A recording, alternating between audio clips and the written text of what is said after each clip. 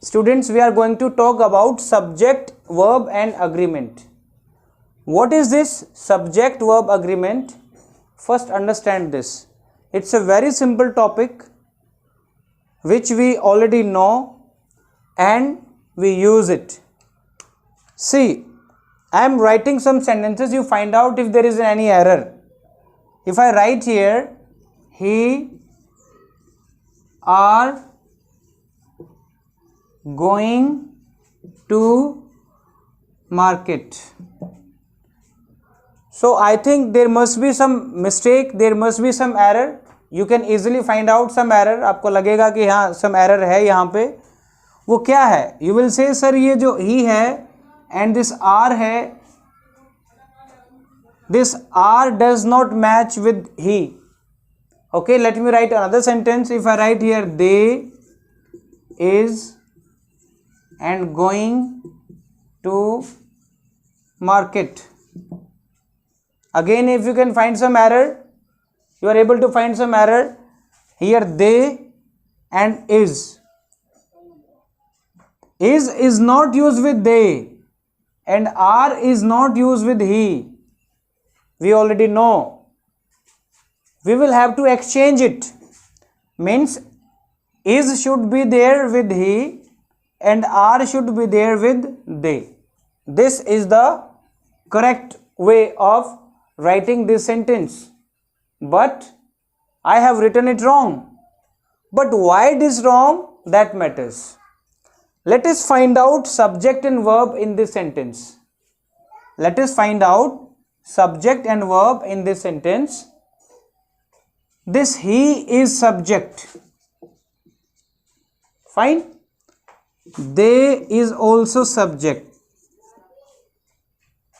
You can easily recognize. He is singular subject. He is singular subject. And this is plural. This is verb. This is verb. This are is plural verb. We know are is used with plural subjects, plural numbers. Is here is singular.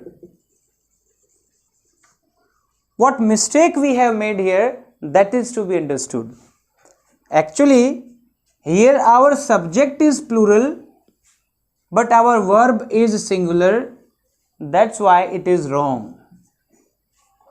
Here our subject is singular, verb is plural. That's why it is wrong.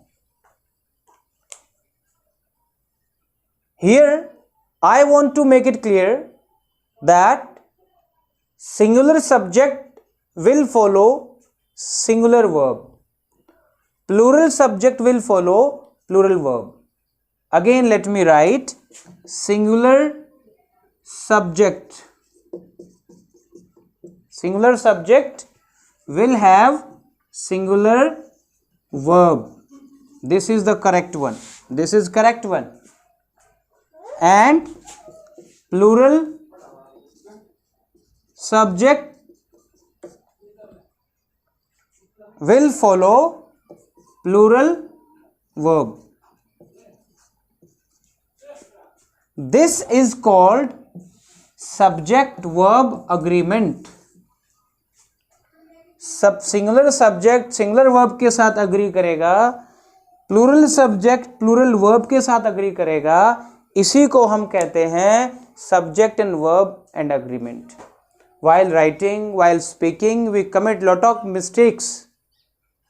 We use singular verb with plural subject and sometimes plural verb with singular subject. While writing, we don't take care of that. And this is what we have to see here. This is what we have to take care of. I think you have understood. आपके समझ में आ गया होगा कि subject और verb का agreement क्या होता है. सिंगुलर सब्जेक्ट होगा, सिंगुलर ही वर्ब होगी. तो इसका करेक्ट क्या होगा, इसको सही करते हैं पहले. Let us correct this sentence. इसको यहाँ से एक्सचेंज करते हैं और यहाँ लिखेंगे इज ये भी सिंगुलर, और यहां लिखेंगे आर, ये सिंगुलर, ये सिंगुलर, ये प्लूरल, ये प्लूरल। इसी को कहते हैं subject verb agreement. In any sentence when you write, when you speak, you must take care while using subject. You have to take care that subject is singular or plural, because according to that subject you will use a verb. इस चीज का आपको ध्यान रखना है। तो ये था सब्जेक्ट एंड वर्ब अग्रीमेंट। अब कुछ एग्जाम्पल्स देखते हैं हम लोग कि इसमें एरर कहाँ होते हैं and where do we commit mistakes. Let us see. Sometimes subject जो होते हैं they are joined, subject joined with and, हम एंड से जोड़ देते हैं। I write here Ram is coming and I write it again Shyam is coming. So let us join, एक conjunction use करते हैं एंड और दोनों को जोड़ देते हैं। Singular subject singular verb, singular subject singular verb. Ram को और श्याम को जोड़ते हैं एंड से। कैसे, क्या बन गया? Ram and Shyam coming. What should B correct here? क्या भरूं इसके अंदर? इज लिखूं या कुछ और लिखूं? जब मैंने इसको कनेक्ट किया, दोनों से जोड़ दिया, तो students this subject is plural. Now it has become plural subject. So we will use here plural verb. Is will become are. Ram and Sham are coming, because I have used it, I have joined it with and, using and. That's what we have to understand. यानी there is a rule. Rule आ गया है, एक rule बन गया हमारा। Rule 1 कह सकते हैं कि when subjects are joined with and we will use, उसके साथ क्या यूज करेंगे? प्लूरल वर्ब का यूज करेंगे अगर हम सब्जेक्ट्स को एंड से जोड़ते हैं तो। Got my point? ओके, चलिए थोड़ा सा और आगे बढ़ते हैं। Now we will again join, fine, we will again join it, फिर से ज्वाइन करते हैं। रूल 2 आ जाता है, सब्जेक्ट्स ज्वाइन यूजिंग और। सो व्हेन वी यूज और, अब देखते हैं क्या होता है। सेम एग्जांपल, राम और श्याम कमिंग। ये देखते हैं क्या होगा। राम और श्याम कमिंग, क्या लिखूं यहां पे? इज लिखूं या आर लिखूं? What should be the verb which I should use here? This is plural और singular? This is singular, still it is singular. जब इसको एंड से जोड़ेंगे तो ये प्लूरल हो जाएगा, but when we connect it, when we join it with or, it will become singular. Singular ही रहेगा, राम और Shyam. then I will use here Ram और Shyam is coming. So with or we will use singular verb, with singular verb. Not only with or, there are some other words also जिनको हम use करेंगे। क्या? as well as, as well as, along with, together with, along with, together with, in addition to,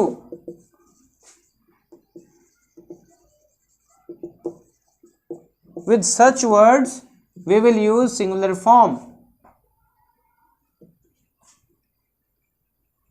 Rahul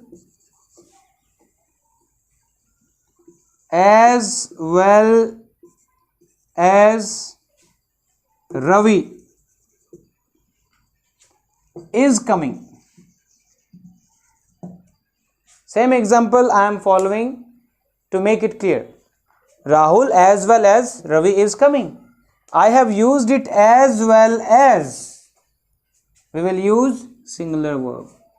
So when we talk about as well as, along with, Ramu along with his father, Ramu along with his father is coming. Along with जब use करेंगे तो again singular. Together with, again singular. एक together with का देखते हैं sentence. He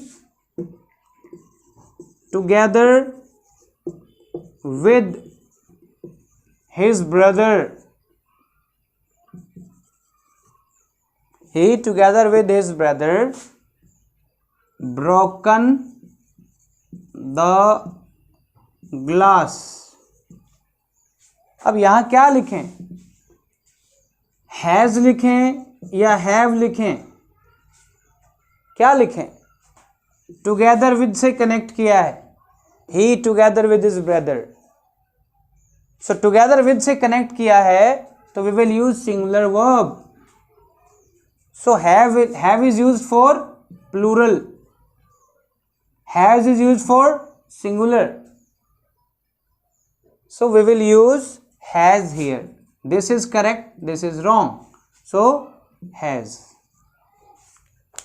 There are so many words. I will give you those words. I will give you some more exercises which will make it clear, but you will have to take care. Without using it is not possible. बिना use किए, बिना practice किए कुछ भी नहीं सीख सकते, grammar नहीं सीख सकते. And students, let me tell you, this lesson, this topic subject verb agreement, it will be there with you. It will be coming in your competitive exams. You will be reading, but this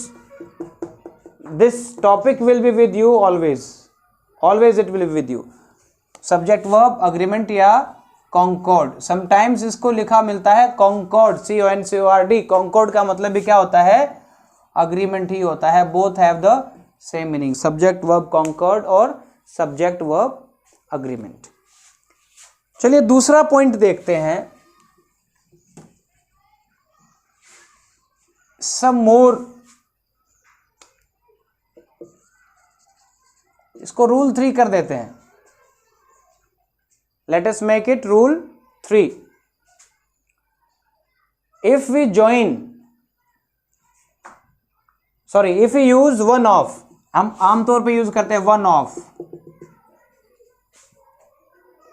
तो यहां पे plural noun होगा.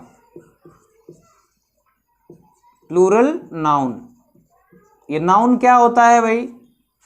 किसी भी sentence में subject हो या pronoun हो, वो क्या होता है? That is a plural, that is a noun. वो नाउन ही होता है. क्लियर? मैं लिखता हूं वन ऑफ द. अब एक बच्चा है, किन में से? स्टूडेंट्स में से. तो पहली चीज ये ध्यान रखनी, या स्टूडेंट्स ये प्लूरल आएगा. One of the students. One of the students absent today. This sentence I have written कि भी one of the students absent today. Find out करना पड़ेगा यहां क्या लिखें. यहां तो एक वर्ब आएगी, सिंगुलर वर्ब और प्लूरल वर्ब. तो we have to find out the subject. यहां पे ये वन जो है ये सब्जेक्ट है, और ये कैसा सब्जेक्ट है? ये सिंगुलर सब्जेक्ट है. हम एक की बात कर रहे हैं, वन की बात कर रहे हैं. तो अगर सब्जेक्ट सिंगुलर है तो यहाँ पे वर्ब भी सिंगुलर ही होगी, तब जाके ये सब्जेक्ट वर्ब अग्रीमेंट हो पाएगा। सो what should I right? One of the students, one of the students. ये हमेशा प्लूरल होगा। क्यों होगा? क्योंकि जो वन है ये स्टूडेंट्स में से है। वन ऑफ द स्टूडेंट्स, बच्चों में से एक बच्चा, स्टूडेंट्स में से एक student. So one of the students is, तो यहां पे क्या लिखेंगे? इज लिखेंगे, which is correct. One of the students is absent today. Got my point what I have said? Let us write some more examples.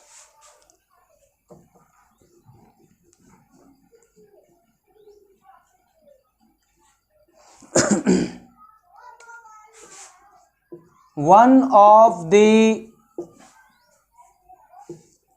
यहां लिखते हैं teacher.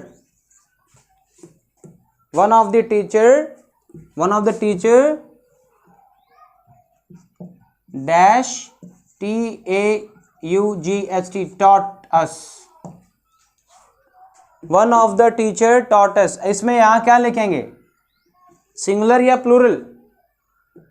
One of the teachers. तो यहां पे क्या आना चाहिए? प्लूरल आना चाहिए, क्योंकि टीचर्स में से ही तो एक है, तो ये प्लूरल अपने आप हो गया।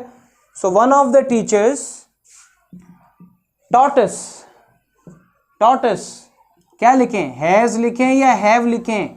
What should be written here? अगर ये प्लूरल हो तो यही यूज करेंगे। This verb is, have is a plural verb and have is used with plural subject. So let us find out one is singular subject और plural subject। कैसा subject है ये? ये तो भाई सिंगुलर सब्जेक्ट है वन। तो वर्ब भी कैसी होनी चाहिए?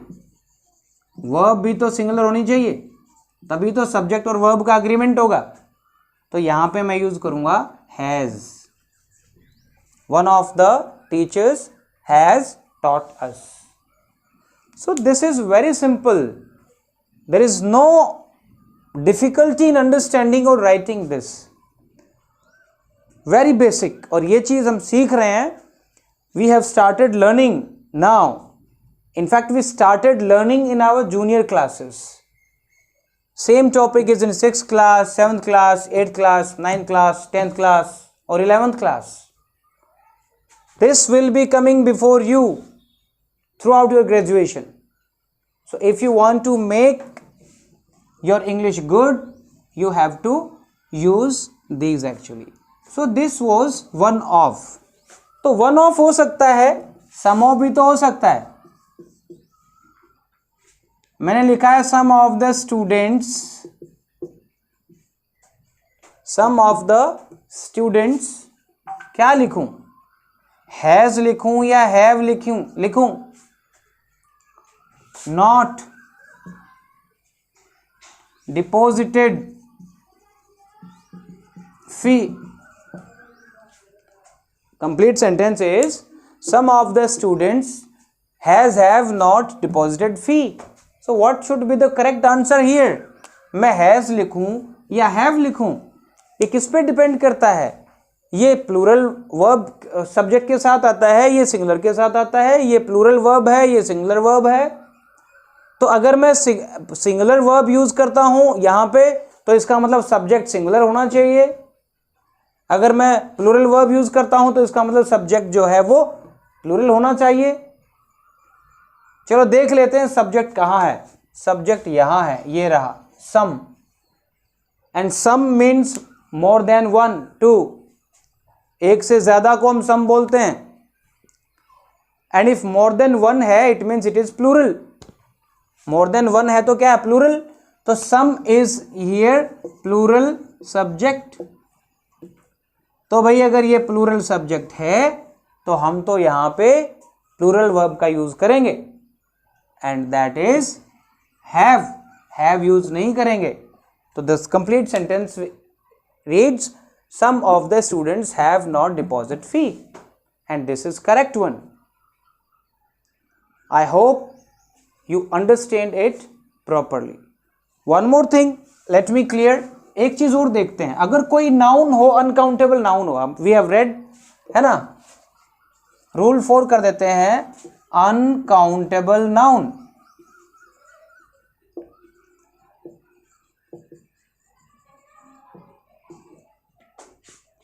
के साथ में सिंगुलर वर्ब यूज होगी, ध्यान रखना। With uncountable noun we will use singular verb. एक सेंटेंस बना लेते हैं। देखो मिल्क जो है वो कैसा होता है, अनकाउंटेबल नाउन है, because we cannot count milk, water. Milk is hot.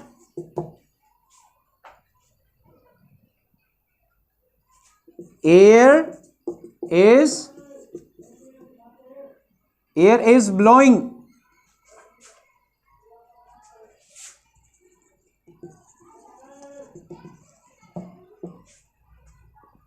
Water is flowing.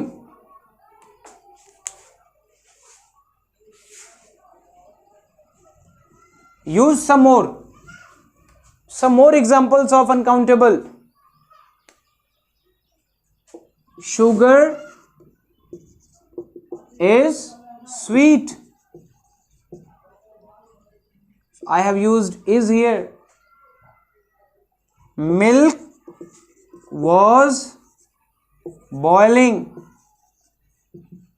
I have used was. This is singular verb which is used with singular subject. This is also singular subject. So students, you have to understand, when we use uncountable nouns as a subject, we will use singular verb with uncountable nouns. So it's a long topic, it cannot be covered in 20 minutes or 30 minutes lecture. Don't worry, we will meet again we will do that. Clear? But what you have to do, you all have to study, get the book of grammar and get the topic subject verb agreement. What we have read today, जो हमने आज पढ़ा है, उसे आप अपने notebook में लिखो और उसको सॉल्व करने की कोशिश